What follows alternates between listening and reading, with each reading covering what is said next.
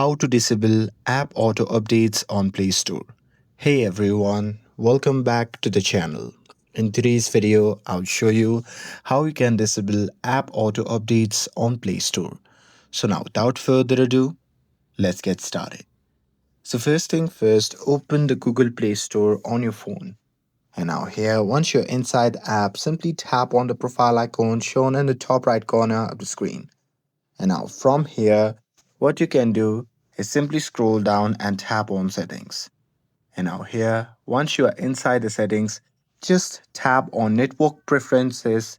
And now here, just under network preferences, simply tap on auto update apps option.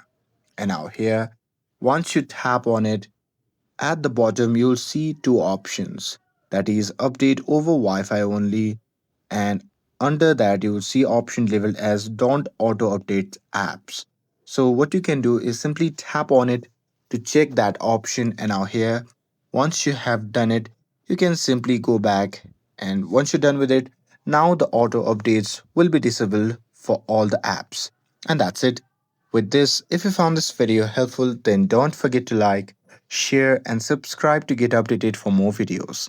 Thanks for watching, and I'll see you in the next video.